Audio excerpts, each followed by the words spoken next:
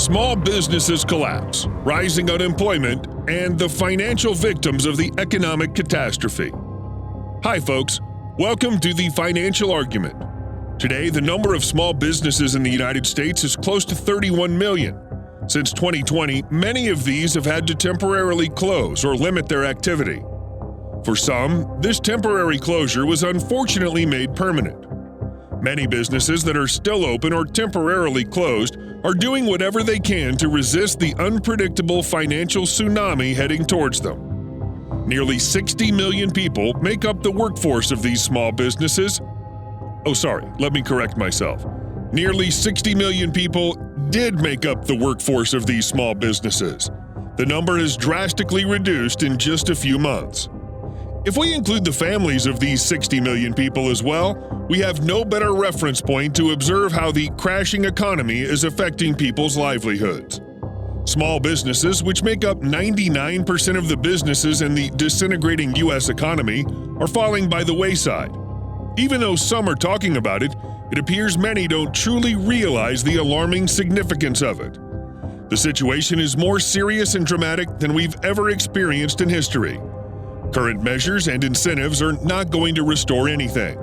Despite the applause and exclamations of all-time highs you hear from Wall Street when they discuss the economy, they don't include you. They don't include your family, and they don't include the economic reality of this country. Let me start by describing what's really happening in the economy with a few charts. Even if we consider possible minor discrepancies in the data, the numbers for small businesses are terrible. As of December 31, 2020, the number of small businesses that remained open decreased by almost 30% compared to January 2020. We know that this number reached worse figures, up to 45% in mid-April 2020, around the time they began rolling out the stimulus payments. But what did this solve? Small businesses are still holding on for dear life. The government was just putting a Band-Aid on a bullet wound. In some states, the situation is even more dire. In D.C., the number of businesses that remained open decreased by 43.1%, in Alaska by 39.2%, in California by 36.7%, in Connecticut by 36.4%, Massachusetts by 36.9%, New Mexico by 37.9%, Maine by 36.3%, Rhode Island by 38.3%, Illinois by 34.3%, and the list continues. As you can see, the problem is not so simple it can just be solved by throwing free money at it. It's necessary to think deeper and make economic decisions outside of the usual standard practices. If we consider this financial disaster in terms of percent change in small business revenue, the situation looks terrible from that angle as well. In the 12 months following January 2020, total small business revenue decreased by 31.1%. We see again that the stimulus payments did not do much to save small businesses. In states such as New Mexico, D.C., Vermont, Massachusetts, and Rhode Island, this small business revenue decrease rate is around 50%. The retail and restaurant industries have been hit hard. When we look at these specific sectors, an even worse picture awaits us. Mexican restaurants, breakfast spots, dessert shops, and burger and sandwich places are among the most affected. With 32,109 restaurant closures across the country, 61% permanent, many of the remaining restaurants are hanging by a thread. When people see a "closed until further notice" sign on the locked doors of shops in their neighborhood, they usually don't think much further besides the fact that they will not be able to shop there. But if you delve a little deeper, you see employees without jobs, a business owner who's lost their livelihood, and families who share in the struggle. Not everyone can easily start over or find a new job. While some businesses are more fortunate. Somehow the government can hand-pick businesses and give billions of dollars in bailouts to specific companies, unless you're as unfortunate as the Lehman Brothers. This was always the case, whether they turned into a zombie company or not. However, even though in the case of the Lehman Brothers, the victim was a billion-dollar company that collapsed, the real victim here is you, your family, your friends, your child's future, your country. But some folks are smelling something fishy here. If the authorities are consciously allowing small businesses to collapse, it could be a part of a deeper plan to centralize the supply chain. Just like you hear about in those glorious Soviet stores. Many got a taste of this recently by waiting in line for bread at the food bank.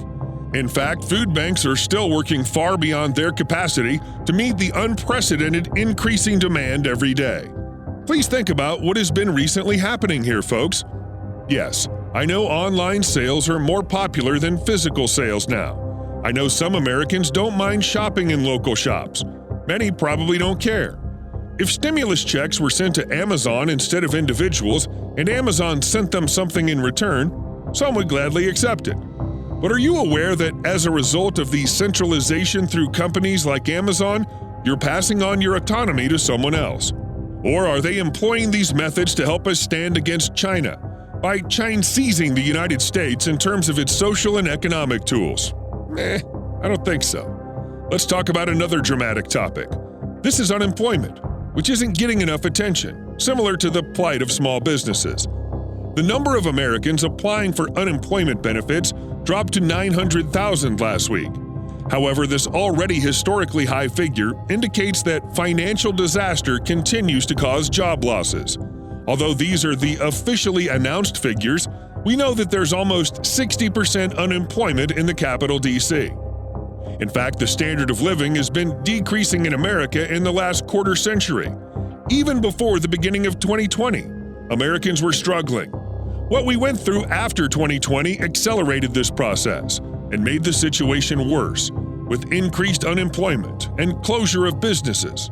Look around you. How many mom-and-pop shops are left compared to decades ago? Please don't be angry with me for criticizing stimulus checks and calling them free money. I know how many people are drowning in debt.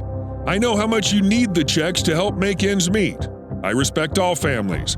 However, the problem is with the current economic system. The trillions of dollars printed are used only to save zombie companies, inflating the stock market bubble and helping the stock market to reach all-time highs, which they report to us on the evening news. This is the reality behind what is actually happening. As one subscriber commented in my previous video, no stimulus check can replace a lost job. As I mentioned in the graphs I showed at the beginning of the video, these stimulus checks did not salvage anything at all, and it would be absurd to expect them to. They made the same mistake after the 2008 financial crisis. The stock market recovered somehow, and banks recovered somehow, but homeowners were left with mortgage debts.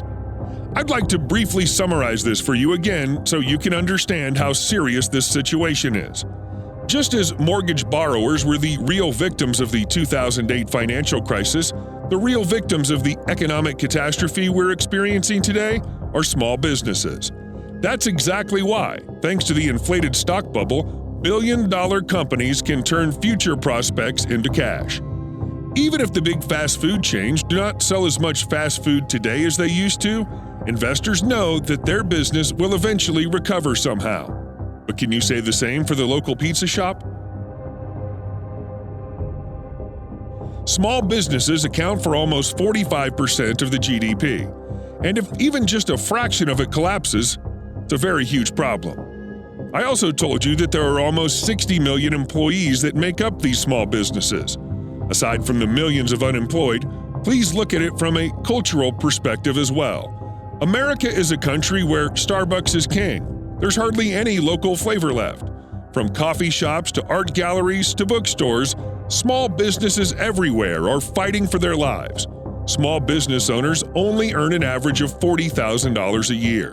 But this is bigger than just money.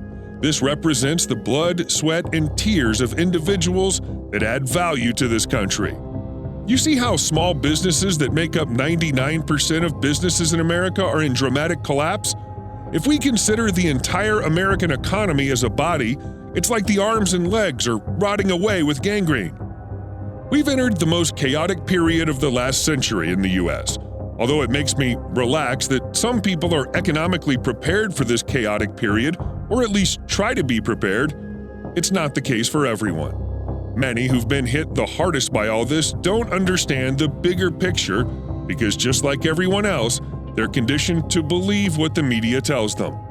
I will continue to provide you with my best interpretation of the problems I see in the corrupt economic system.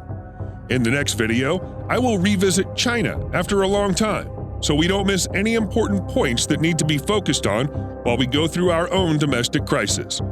Please don't forget to subscribe and turn on notifications. See you in the next China video.